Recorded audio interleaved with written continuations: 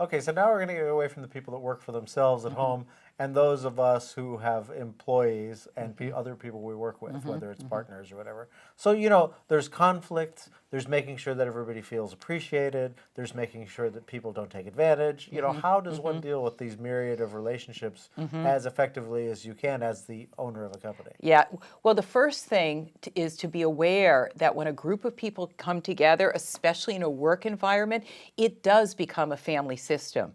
And it's so interesting when you talk to people about the roles and the feelings that go on in their business.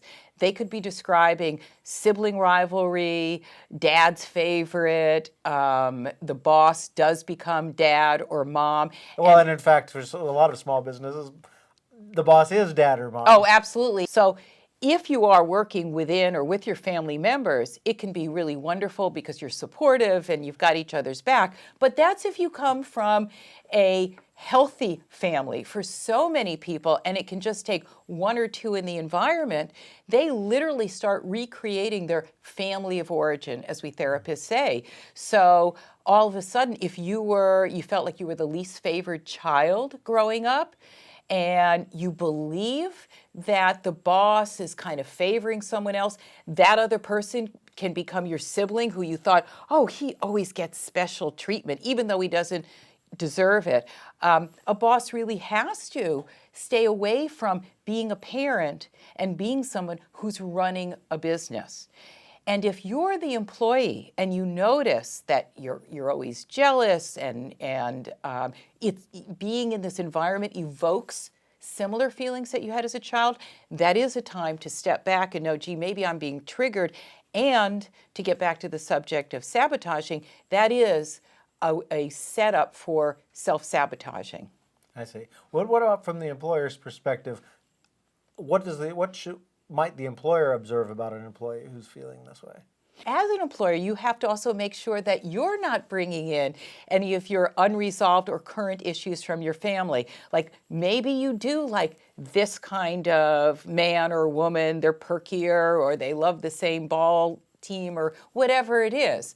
And you're not reenacting your issues from your own childhood. Maybe you weren't favored, or maybe you were bullied, and now's your chance to do that. Who knows? But for sure, this I can say for sure, the majority of small businesses will recreate a family system. Because it's a smaller unit. It's a smaller unit so that it is such a primed environment to have those roles tapped into. And sometimes just very unconsciously, when a group gets together, we'll just slide into that old family role. We find the perfect person to play out our sibling rivalry or the parent that ignored us, whatever's going on.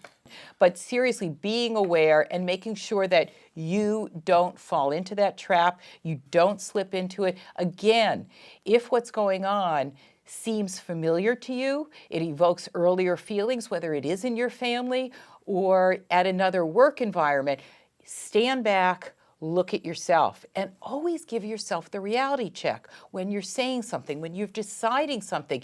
Is that really true? Do I know that for sure? Let's say that as the owner, and you think about this, and you consider the situation, you go, I think there's something going on here that's just more than our actual relationship. That's a great opening.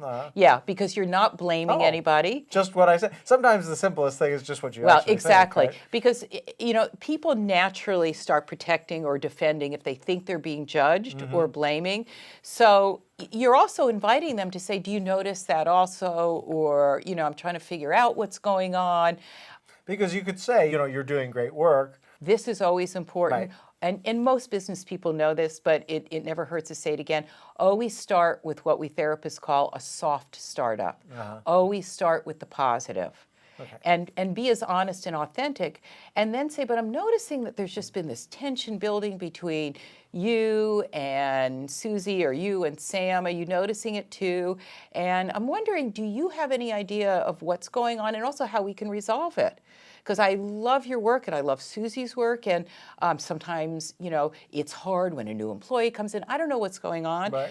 But then you also have to be the boss, which is, it's not healthy for the environment. So we need to really put an end to it. So you're not being therapist, you're not being the touchy-feely parent, because you Right. don't want to. They have to go off and figure out how they're Yeah, gonna but I'm make also work the it out. boss, which is it's not good. It's not working. So we need to figure it out. So basically, you're saying, and this needs to be figured out. Yeah.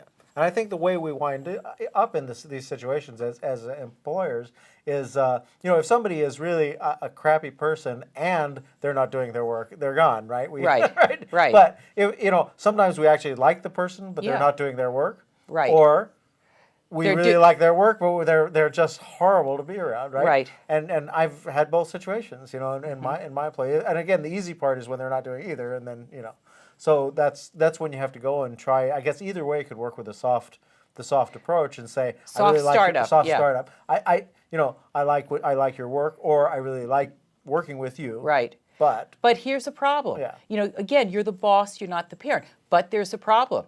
That is your job. I'm not your parent, I'm not your best friend. You certainly want a warm and comfortable environment, but you are the boss.